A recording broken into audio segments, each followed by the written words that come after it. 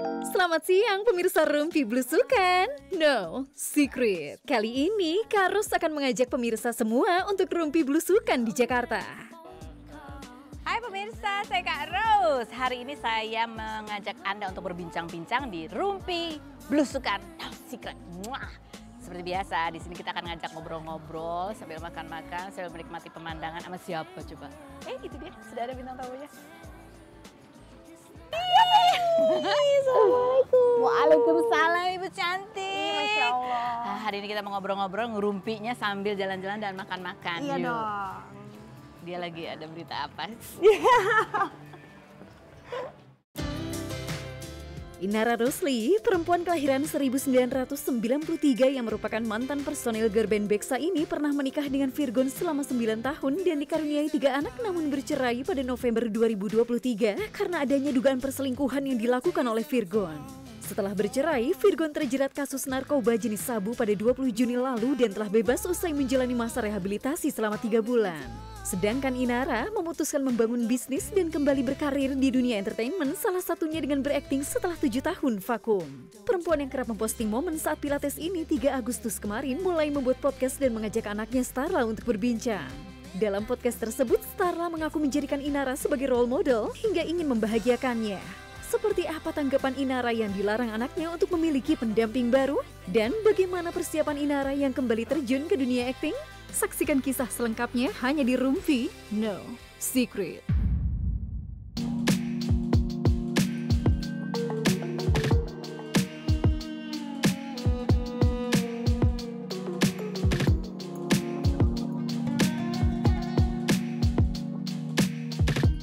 Ada Inara Rusli. Hai, Assalamualaikum. Waalaikumsalam Ibu. Hari ini kita ditemani juga sama makanan-makanan di depan ya. Jadi kita kasih makan sambil ngobrol, siapa tahu dia nggak sadar. Terus cerita lah banyak. Harapannya bisa untuk ngorek. Ini aku hari ini makan ini loh, tongseng wagyu. Wah, mantap. Ini enak banget. Kamu makan apa? Nih, kalau aku nih menunya nasi campur ayam Bali. Jadi bener-bener lauknya campur-campur. Tapi hati kamu nggak lagi campur aduk kan? Enggak sih, lagi happy. Apa karena sudah ada Takut banget, Ibu. Oh, nanya soalnya sama dia yang pertama nih ya. Aduh. Kan kamu kemarin juga lagi ada podcast sama anak kamu kan ya, sama Starla. Iya, iya. Terus kan tiba-tiba dia ngomong. Ngomong apa? Dia berharap kamu jangan punya pasangan dulu. Iya. Masih ingat gak kalimat tepatnya dia apa? Dia bilang enggak. Jadi intinya tuh dia nggak mau aku tuh sedih lagi. Kayak gitu. Karena selama ini yang dia lihat ketika aku masih bersama-sama sama dedinya, itu tuh kayak dia tuh ngelihat kayak maminya tuh nangis kayak gitu, dan dia nggak mau ngelihat maminya tuh nangis lagi. Gitu. Itu kamu kaget dengar itu? Iya, karena selama ini dia nggak pernah mengekspresikan itu, dia nggak pernah ngomong masalah itu. Nggak pernah. Jadi dia biasanya kalau ditanya, nanti kalau mami nikah lagi gitu apa gitu, pernah nanya nggak sih kamu sebelum-sebelumnya ke dia? Dulu waktu awal aku ribut gitu sama Dedi, pertama kali dia tahu aku ribut sama Dedinya, terus aku nangis-nangis ya, berduaan sama dia nangis-nangis. Dia tuh sampai bilang kayak, aku pernah nanya sama dia kayak, kalau misalnya mami sama Dedi pisah gimana? Terus kalau misalkan Dedi nikah lagi gitu, atau mami nikah lagi gimana? Nah jawabannya kayak, ya udah selama itu nggak bikin mami sedih, itu it makes you happy, ya why not, kata dia. Cuman ya aku kaget karena jawabannya bener-bener kontras sama yang pertama dia. Ya kan dia bilang selama as long as you happy gitu kan. Tapi sekarang justru lebih kepada khawatir kamu jadi sedih. Iya. Kenapa sih kamu nangis lagi emang? Enggak, iya aku paham sih, maksudnya sebagai anak ada kekhawatiran itu ya? Sebagai anak kita kan role model terbesar dalam hidup kita kan salah satu orang tua, terutama ibu ya. Jadi kalau misalkan ibu ya orang yang kita sayang, orang yang kita panutan kita, orang yang kita hormati tuh sedih, kita kan juga ngerasa sedih kan, kita juga ngerasa patah hati. Mungkin itu yang dirasakan sama anak-anak gitu. Jadi ketika kamu dengar itu tuh apa yang kamu rasain? Aku ngerasa terharu sih, maksudnya segitu besarnya perhatian dia dan kasih sayang dia ke aku gitu. Berarti selama ini bond yang udah aku bangun gitu antara aku dan anak-anak tuh berhasil gitu. Ini ada artikelnya sampai bunyinya, Inara Rusli lega sekaligus khawatir soal larangan dari anak punya pendamping. Emang iya kamu lega sekaligus khawatir? Apa ya, gimana ya, namanya anak-anak kan ya dia mengutarakan segala sesuatu itu memang dari lubuk hati dia, tapi kan mereka tidak tahu maksudnya dari kacamata yang lebih besarnya gitu. Ya mereka lihat dari sudut pandang mereka aja sebagai anak. Jadi ya aku juga nggak mau untuk langsung buru-buru denial, langsung buru-buru menjudge jawaban mereka. Ya aku menghargai keputusan anakku. Jadi ya kayak ya udah nggak apa-apa kalau emang itu pendapat dia. Ya kita akan buktikan itu seiring berjalannya waktu ya dengan X gitu. Dengan tindakan-tindakan yang emang udah ada yang dekat sekarang? Deket mah ada. Dekat Jangan mah banyak gitu dong Kak. Enggak lah, nggak banyak. Aku orangnya picky. Oh, jadi picky atau dari dulu picky? Dari dulu picky. Dari dulu sebetulnya. Dari Udah dulu. picky aja. Iya. Jadi dari awal aku berkarir di entertain, waktu aku jadi girl band itu, aku tuh nggak deket sama, maksudnya teman banyak artis, tapi itu yang deket sama aku cuman ya udah cuman 1-2 orang kayak gitu. Jadi nggak yang kayak gosipnya deket sama siapa gitu random, enggak. Jadi kamu kalau emang deket sama orang itu emang benar-benar memilih dan biasanya lama gitu ya? Iya. Boleh di browsing aja Inara Rusli, pacar Inara Rusli, nggak ada. Kalau ketik Inara Rusli gitu pacarnya gitu atau mantan gitu, iya udah dia doang namanya yang keluar, tetangga itu doang. Ya sekarang jadi tetangga. Iya, karena memang benar tetangga. Nah, terus sekarang kalau kamu picky, berarti dulu ada kriteria kan? Atau ada kriteria itu dulu. Nah sekarang berubahkah kriterianya? Pasti ada tambahan ya bahwa calon kamu besok harus juga dekat sama anak-anak. Iya dong. Iya. Tapi kalau di luar itu ada lagi kriteria tambahan lagi nggak?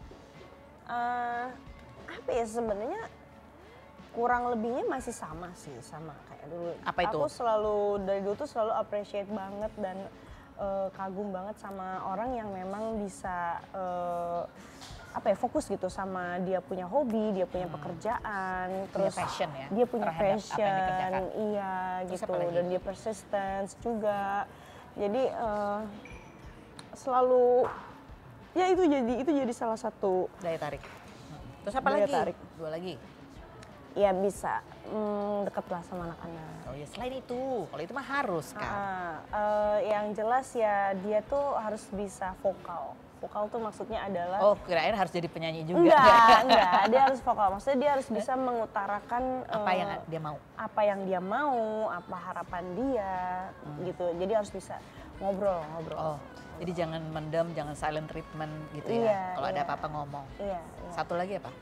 Satu lagi dia mau belajar. Mau belajar. Belajar ini kan nggak terbatas ilmu yang istilahnya Ya apapun bukan lah. iya apapun, maksudnya apapun, entah itu ilmu agama, entah itu ilmu bisnis, entah itu ilmu hidup, entah itu ilmu psikologi, apapun, maksudnya yang penting dia mau belajar demi untuk kebaikan bersama. Oke. Dari dulu tuh kriteria kamu ya kurang lebih itu aja. Jadi kalaupun tetangga bisa memenuhi kriteria tersebut, ya mungkin waktu itu masuk kali perannya dia. Oh, waktu itu ya kamu melihat itu. Kalau red flag yang karena ada dari pengalaman kemarin-kemarin. Nah, ini adalah guidance baru. Hal ini adalah red flag.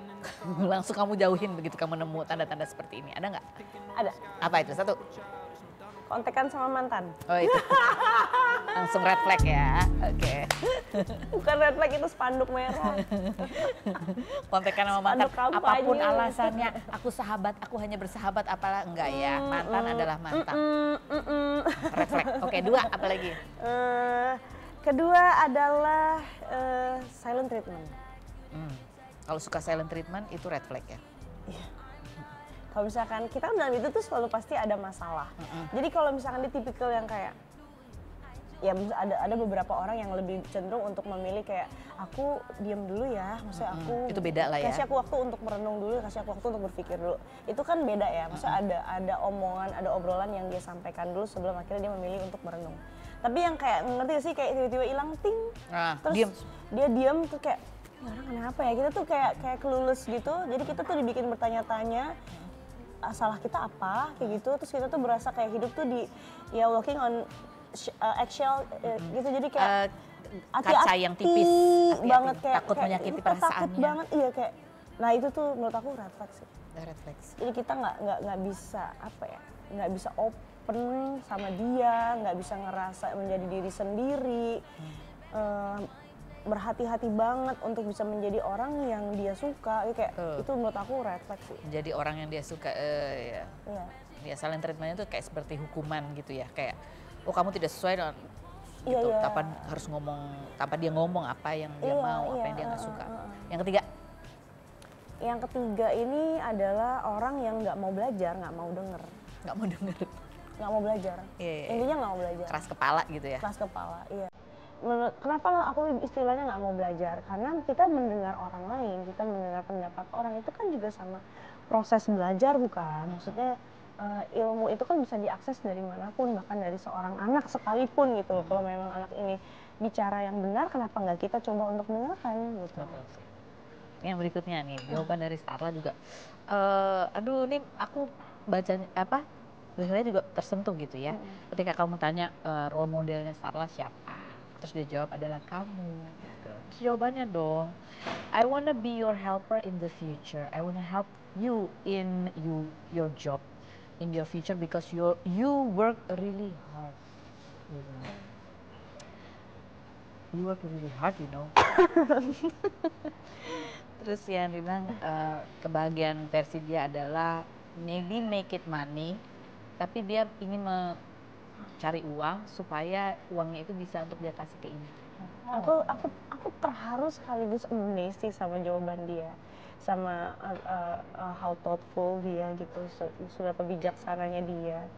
Karena itu menurut aku merupakan suatu ide yang nggak semua orang, bahkan orang dewasa bisa terpikir. Jadi aku berusaha untuk ngerangkum ya statement dia itu adalah uang itu betul adalah tujuan kita Hal yang perlu dicari. Tapi dia tidak menjadikan itu sebagai tolak ukur kebahagiaan dia tidak menjadikan itu sebagai alat. Tidak menjadikan itu sebagai cita-cita. Tapi dia jadikan itu sebagai alat.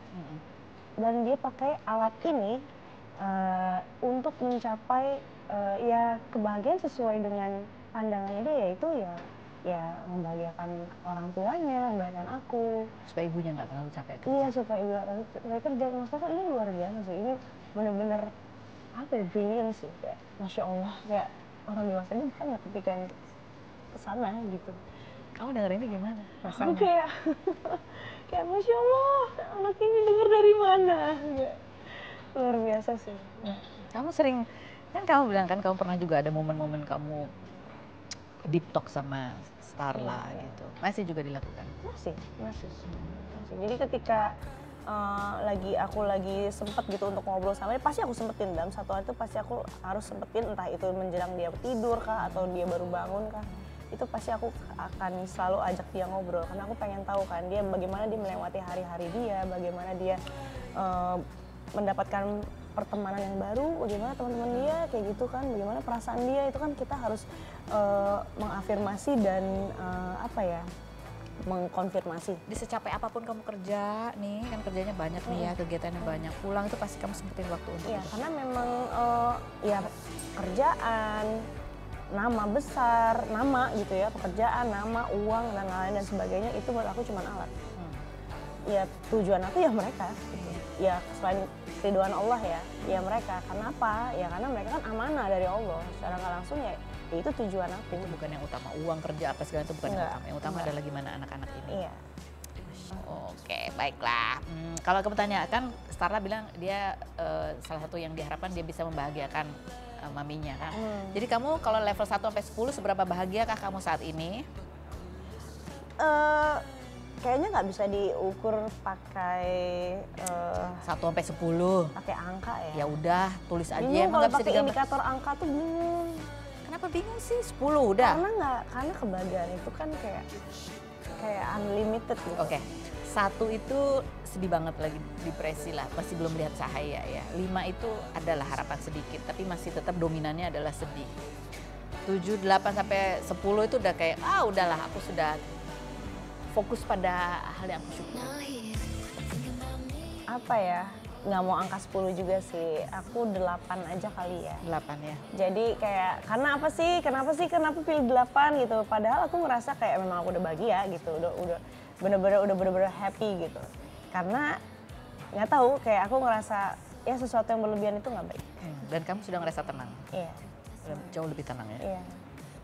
Oke, ini dia kemarin juga dia posting dia mau terjun ke dunia acting lagi. Iya. Ya setelah berapa tahun? 7 tahun ya vakum 7 ya? tahun, iya. Oke, nah kita mau mengajak nanti dia ketemu sama seseorang ya. Ini udah senior banget di dunia acting dan kita mau coaching sama dia. Oh Masya Allah. Oke, udah siap belum? Makan dulu ya biar kuat. Udah siap kok. Karena udah dia, siap. aku nggak tahu ya actingnya soalnya kalau lihat actingnya sih kayak orangnya aslinya gitu juga nggak ya kalau dimintain Gitu ya? supaya ngajarin. Tapi nggak disuruh mundur kan? Mundur Wir. Nggak tahu dia disuruh apa. Jangan-jangan kamu disuruh jadi jemuran. Aku apapun boleh, yang penting jangan disuruh mundur. Oh iya. Kesandung. Makan dulu deh, nanti abis itu kita tunggu ya kalau dia datang nanti aku akan samperin siapa dia, siapa bintang tamu kita selanjutnya, jangan kemana-mana. Tetap di Rumpi Blusukan Nasi Kris. Meriam Bellina, artis kelahiran 1965 yang mengawali karir dengan membintangi film Perawan-Perawan tahun 1981 ini kembali viral lewat cuplikan film kisah sedih di hari Minggu saat Meriam memanggil nama Dea berulang kali, menyebut Senduk sebagai cangkul dan menjadikan Marsyanda sebagai tiang jemuran hingga terdapat pencarian khusus TikTok Meriam Bellina sinetron toksik dan dikomentari netizen sebagai The Queen of Villain. Semua dialog yang dilontarkannya itu diakui hasil kreativitasnya sendiri dan tidak tertulis di skrip. Meriam yang masih aktif syuting dan suka naik gunung di usia 59 tahun hingga mengaku pernah menyelamatkan pendaki hipotermia ini pernah menikah dengan Adi Surya Abdi dan dikaruniai 2 orang putra. Meriam juga sempat viral melalui video tips awet muda yaitu Jauh Dari Laki. Bagaimana tanggapan Meriam melihat dirinya kembali viral dengan akting marah-marahnya? Saksikan kisah selengkapnya hanya di Rumpi No Secret.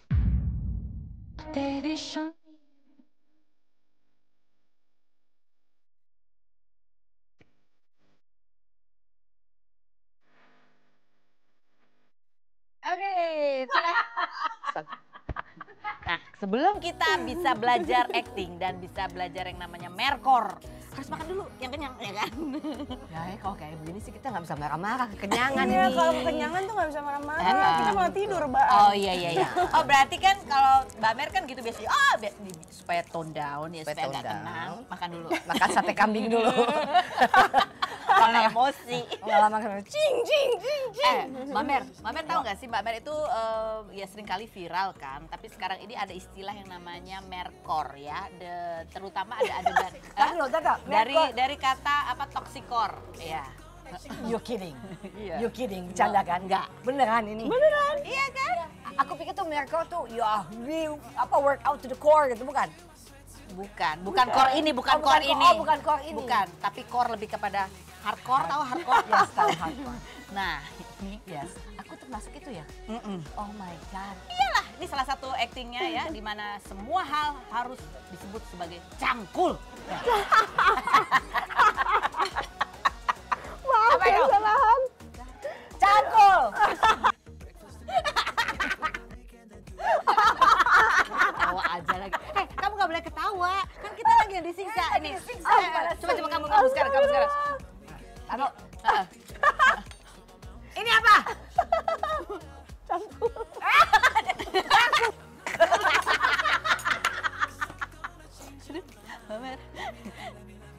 Itu sampai ada yang nge-stitch ya. Ada yang nge-stitch adegan itu. Dia jawab-jawabin, itu garpu. Kalau mau nyangkul pakai garpu berapa lama?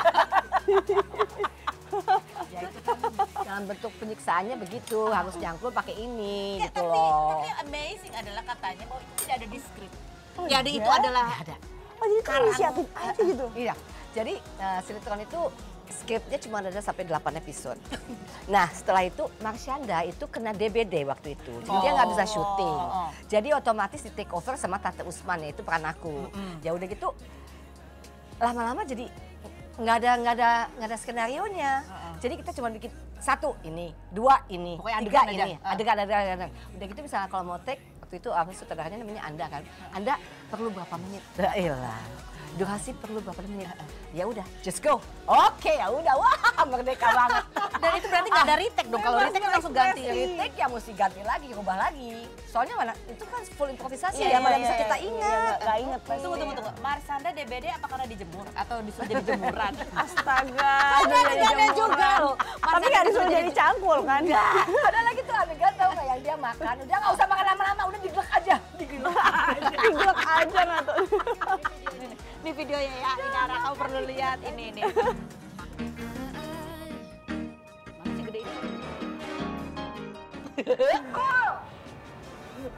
Ini apa? Itu syuting ketawa mulu pokoknya lagi sendok. Jangan dimatiin lagi emosi deh. Tapi can you imagine tenaga yang aku keluarin buat setiap adegan? Iya. Oh my god. Yang bilang jus itu bagus buat kulit saya siapa? Yang bilang jus itu ngilangin gebut siapa? Lalu mana jus saya? Mana deh.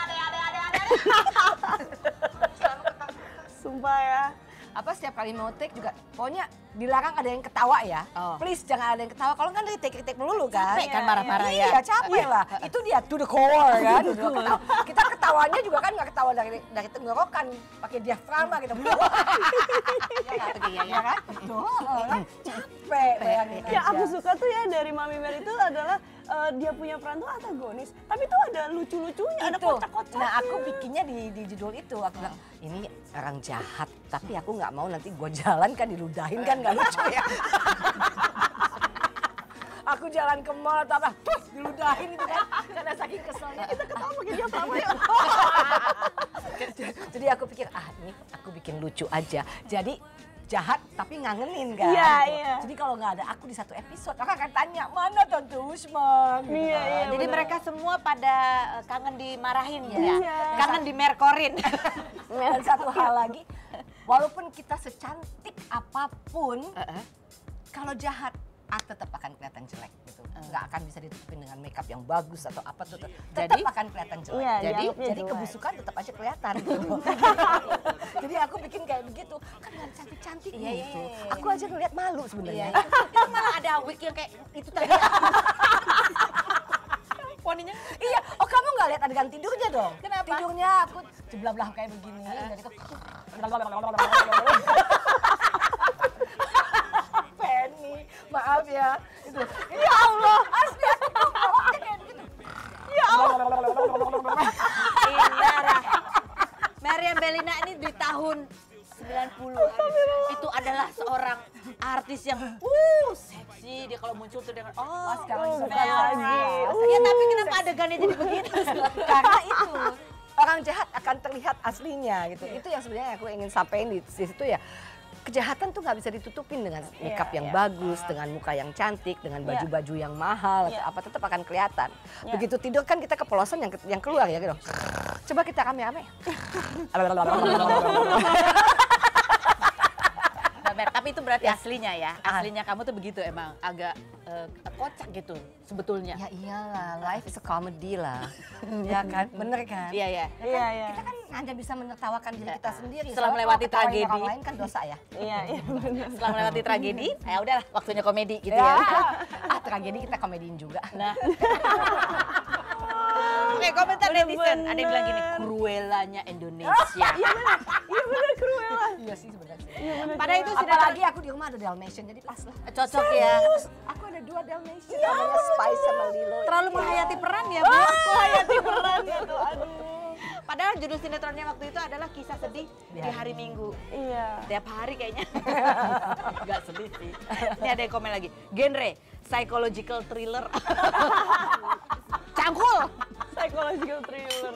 Aduh, ini ada yang komentar begini. Ini kayaknya awal mula Marshanda traumatis. Astagfirullah. Justru ini terapi buat dia. Tahu, enak aja. Shock terapi. Tapi shock terapi. Ada yang bilang, harusnya judulnya Kisah Brutal di Hari Minggu. Ya Allah. Aku udah ini yang Apa tadi nih? dia sampai ada yang ngitungin.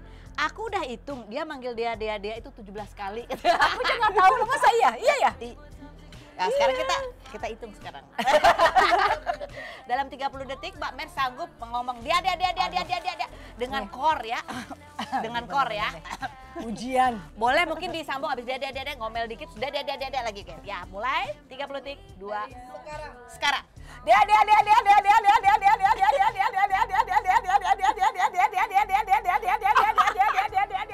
Habis dapat gua. Astaga, 20 detik. 20 detik loh. 12 detik berapa? Berapa banyak? Kayaknya udah lebih dari itu. Astaga. Ampun ya. Ya kan itu kan energi semua ya Energi kan. semua, iya, sebenarnya. Jadi Mbak Mer kalau makan sebanyak apa? Makan. Aku sering tapi sedikit-sedikit. Sedikit-sedikit. Dan itu yang membuat dan salah satu yang membuat Mbak Mer kuat kan dibilang sit up-nya 100 kali sehari. Oh, 100 Berapa? sih, 600 dong. 100 kali ini cemen banget. Itu supaya core-nya kuat. 600 lah, iya. 600 masih sampai sekarang. Masih.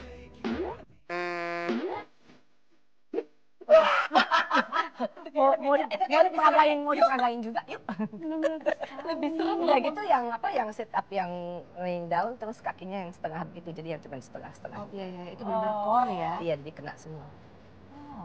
Tapi udah dari SMP itu jadi jadi hal yang biasa. biasa. Kalau sama anak-anak di rumah marahnya gitu juga nggak? Gitu. Aku marah sama anak-anak. Iya. Diem. Aku marah berantakan kayak gitu cuma kalau dibayar doang. Seru banget ya pemirsa, adu akting antara Inara dan Maria Melina. Habis ini kita masih mau ngobrol lagi sama mereka. Jangan kemana-mana ya, tetap di Rumpi No Secret.